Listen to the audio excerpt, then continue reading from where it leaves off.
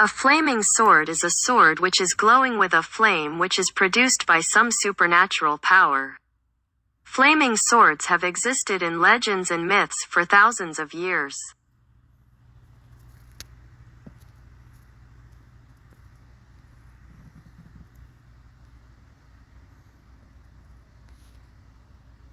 Painting by Ferdinand Victor Eugene Delacroix of an angel, Jophiel, expelling Adam and Eve with a flaming sword. According to Robert Means Lawrence, 1. Arthur de Blesse, and R. L. Giles. The angel who cast Adam and Eve out of paradise was said to be Jophiel, 2. in Sumerian mythology. The deity known as Asaruludu is the wielder of the flaming sword, who ensures the most perfect safety. Citation needed.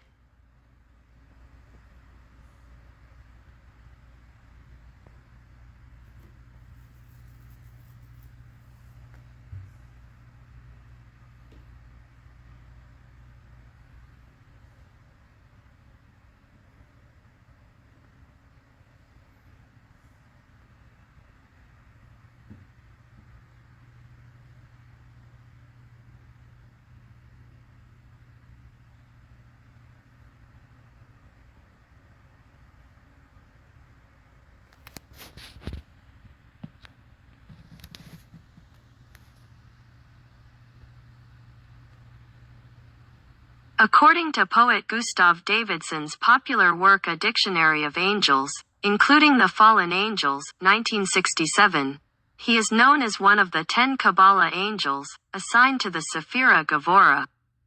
Jophiel's name is also included in Pseudo-Dionysius the Areopagite's 5th or 6th century corpus. Areopagiticum is one of the 7 archangels along with Michael, Gabriel, Raphael, Uriel, Jophiel, and Zadkiel.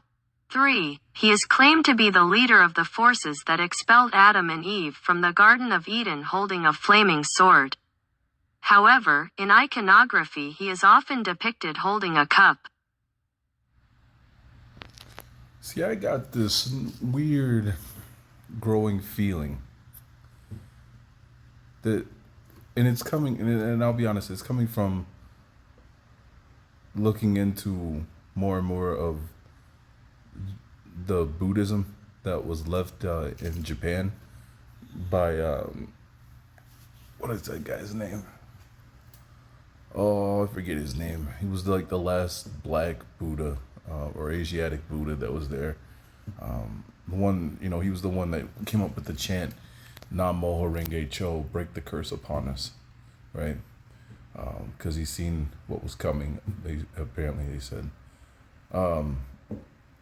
He talks about these gods that are on the Gohanza. And there's 4 major gods, right, that are on the Gohanza. And then there's others, but there's these 4 major, and they're said to be set over the 4 directions of the earth. And then they have all these characteristics, like the same way the Greeks do, right? And one of them, I started looking into Fudo Myoho. They still have the depictions of him, and the Japanese, of course, call him ugly because he's, dark skinned, so they draw him, vulgar looking and things of that nature. They have no problem hiding that he's not pale, like a Greek god, but he's in fact dark. And then Fudo Myoho is his name he has in China, but he has a different name. In Japan, but he has a different name in China. And chasing that, I got the sense, and I'll see if I can retrace my steps and do a video on him. But I got the sense I was looking at an angel that had fallen. Because there was one part in the Japanese literature, they call him one of the gods of the 4 winds. And it made me think about Adam and Eve's, the Apocrypha of Adam and Eve, right? Where it said that Eve watched, Eve and her son, Joel, watched, Adam, his body be carried off by the 4 eagles, And I was like, that sounds like some Enoch stuff. But as I'm going into more looking into Fudo Myoho, I realized that, he ends up on Earth, and he's like this vengeful, you know, take no names. If you're lying, he's gonna get you kind of guy.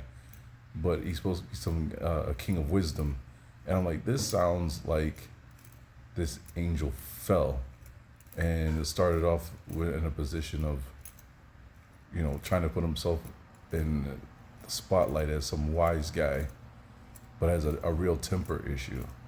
And for some reason, I started thinking to myself, as I'm looking at them, this thought came into my mind: what are the names of the angels that were supposed to be guarding the tree of life and the tree of not of good and evil?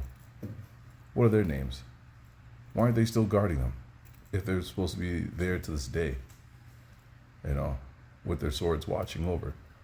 What happened to them? You know. So now I've been looking into angels, and I was like, whoa, because you know, I'm sorry, I don't remember these angels being mentioned in the Bible anywhere. Raphael and this guy here, and Camarel. I remember looking into Uriel, because I thought Uriel, just because of the name, it sounds like Ariel, and I was like, I wonder if Uriel is what they're describing when they talk about the Namu. When the Dogon talk about the Namu, these part fish, Caucasian duck things that crawled out of the ocean and had all this knowledge about, you know, everything, and talked to them about the stars and stuff that you couldn't see with a telescope. And I'm like, because I'm still on this thing where it made too much sense, where when Lex Will broke down the Ten Commandments, and he showed you that the Ten Commandments start off telling you right off the bat, don't follow the Greek pantheon. And he breaks it down. Zeus is in there, Poseidon, and Hades, right? So then you start looking at the Jesus character, and you know he's got to be related to something from the sea, right? That's what it seems, because he won't stop talking about it. Look at his first miracle: water into wine. What was the cast your nets on the left side, not the right. You know, the symbol for Christianity is a fish. You know, the whole Dagon, the Canaanite god they claim is supposed to be the fish mouth. You know, and it's the mitre for the Pope.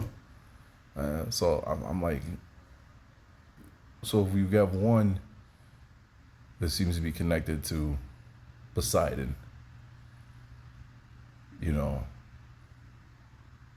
in Hebrews, was it Hebrews 26? No, Hebrews 16 and 26. And I know this because I looked this up, because I started noticing that Christian songs that you'll hear on the radio, you know, they no shocking, they take, you know, parts of the Bible and they make it into a song. Because I've always thought, then if they can do that, why can't one of our people do that? I'm not musically inclined. You know, when I sing, I just sing what's in my heart. You know, the most I can do, I mean, I play the saxophone, but I just don't have the ability to write. So I was like, hey, if they can go into the Bible and take the book of Psalms and turn a small portion of it into a song and make millions, why can't we do that without, you know, seeking to make any money, but something to praise him?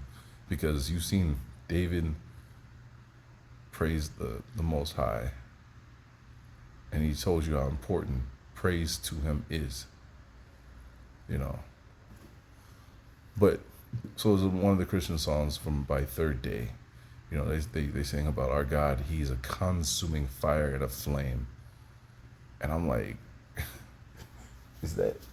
It just reminded me of Hades, the Disney version, right? From the movie Hercules. How his head was always on fire, and at any given moment he was ready to snap and blow. And I'm like, wait, did Lex just show us how to figure these things out? You can almost contribute all of these characteristics of this Jesus character And now we notice there's not just one character in the New Testament it's talking about, it's multiple. Because remember, the book of Hebrews is supposed to be written to the Hebrew people. The book of Matthew was supposed to have been written to the Jews. So they're talking about two different deities when Jesus is talking in Matthew, and then Paul's talking in the book of Hebrews. So, like I said, I thought this was interesting that here's more angels. Apparently, Raphael was supposed to have. He's supposed to have been in the book of Genesis. He was supposed to have come down to look at Adam and Eve. So what else did he do? Let's see this guy here. Oops.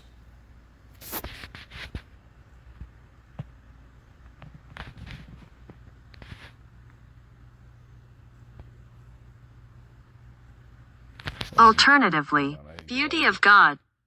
I need to get all of it. Why is it?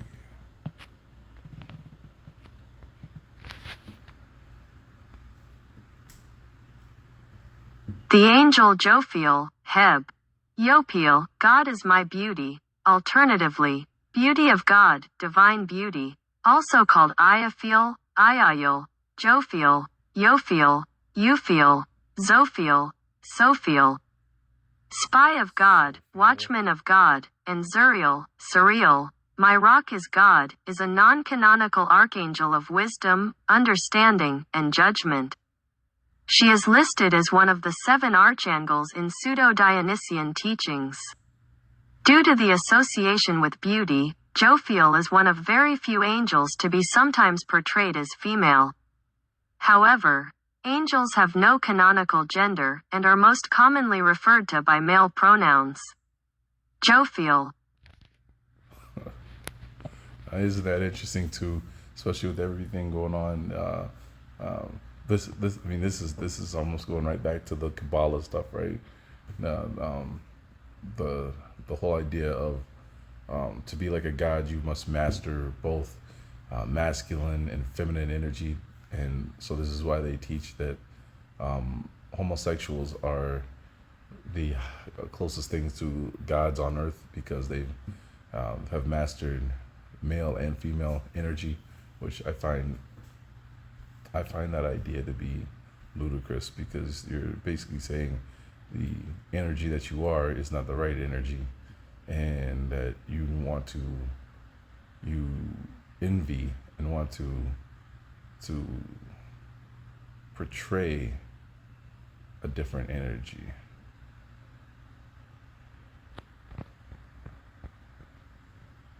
Let's see what else it has.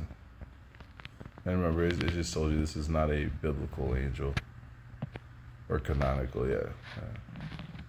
Hold on.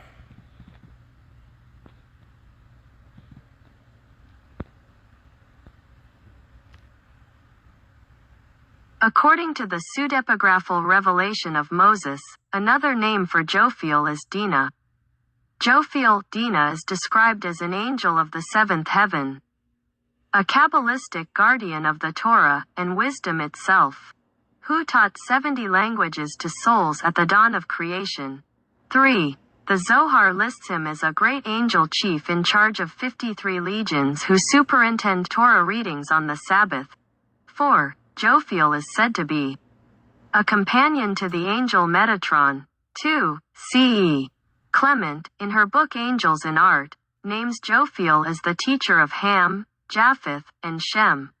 2. Heinrich Cornelius Agrippa, 5. And Thomas Rudd likewise named Jophiel as the teacher of Shem. 6. Now, see, when they're doing that, I just want you to think, because Deuteronomy 28 comes to my mind. You will go from being the head to the tail, right? Something about that says that's backwards. That this Dinah, who again is reminding me, I can't think of the name of the Greek goddess, but it's reminding me of one of the, I want to say it was the mother of, what's the one that's supposed to be the god that makes you fall in love? I mean, they all do, right? But the one that they use for Valentine's Day, his mother. But anyways, this is making me think that This was the teacher for not Shem, but Ham. Can't prove it, but I'm just saying. When Deuteronomy says it's in reverse, that's what my mind is saying. That they're putting this, they're writing this in reverse on purpose. I mean, I could be wrong. It could have been just the teacher of Jophiel, for all we know, and they're not telling you that.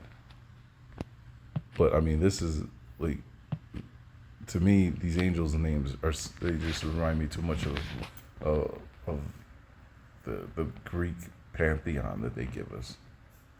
And it could be Roman, for all we know. But I mean, the Greek is what I spent time looking into for a while. In Anglican and Episcopal traditions, Jophiel is recognized as an archangel. She is often depicted in iconography holding a flaming sword, note 1, such as the stained glasses at St. Michael's Church in Brighton, St. Peter and St. John's Church in Kirkley, 7, Holy Trinity Church in Coventry, 8, and a mural at St. John's Episcopal Church in Memphis, Tennessee. 9. Jophiel is an archangel of the Kabbalah, though some systems put Raziel in his place, and in several listings including that of the early medieval theologian Pseudo-Dionysius. 10. There it is. Calendarium Naturae Magicum Perpetuum lists Jophiel as the angel of the Sephira Chokmah, 11, as do the Key of Solomon variant, the veritable clavicles of Solomon, 12, and the 6th and 7th. Books of Moses, 1. What was the name they gave? I bet you. Hold on.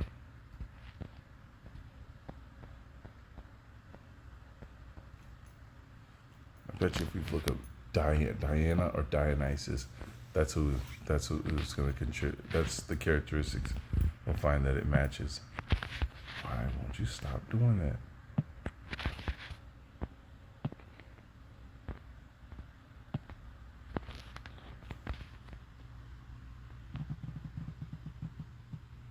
Sorry about this, guys.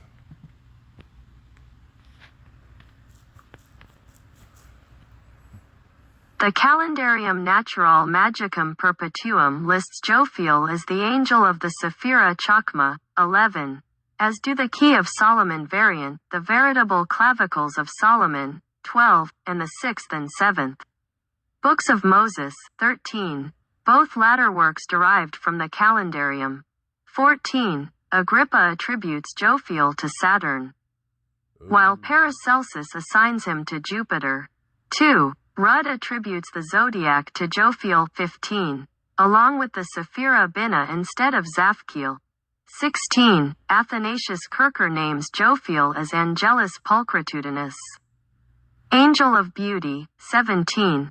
According to Robert Ambelain, Jophiel is in charge of the cherubim, particularly the Shemimphorish angels Haziel, Eladia, Lauvia, Hahaya, Iazalel, Mahahel, Hariel, and Hakamiah. Why is Shem Ham? See, look at it. Shem Ham have their own angels. Is that what they're trying to say? That on the same? How did they derive? What is? Let me see that. There's Ham's name right there. But Ham also, they try to say Ham means father, so they might be trying to trick you there, right?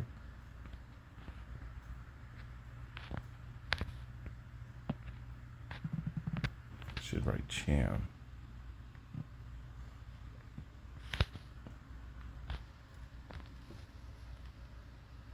Shem Hamphorish, Hebrew.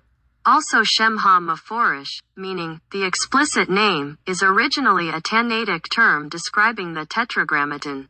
1. In Kabbalah. It may refer to a name of God composed of either 4, 12, 22, 42, or 72 letters, or triads of letters, the latter version being the most common. 2, 3, 4, 5, 6, 7. Okay, I'm not getting into all that. Yeah. Not getting into all that. No. What else they got?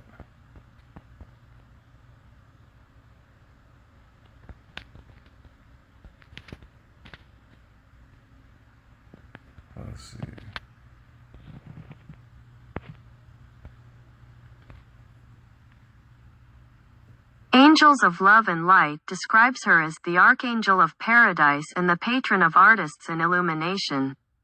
She teaches the outer consciousness the power of light within oneself. She is also described as the yellow ray of wisdom, illumination, and constancy, and lists her archeia as Christine also says. Uh-huh. If this angel is all that, well, why is it the best kept secret then? Oh my goodness. She stirs feelings through radiation of illumination and into aspiration for spiritual things. She helps in absorbing information, studying for and passing tests, dissolution of ignorance, pride, and narrow-mindedness, and exposure of wrongdoing in governments and corporations. Jophiel helps in fighting pollution, cleaning up our planet, and brings to mankind the gift of beauty. She also provides inspiration for artistic and intellectual thought, providing help with artistic projects and to see the beautiful things around us. Oh my goodness, she's a Democrat.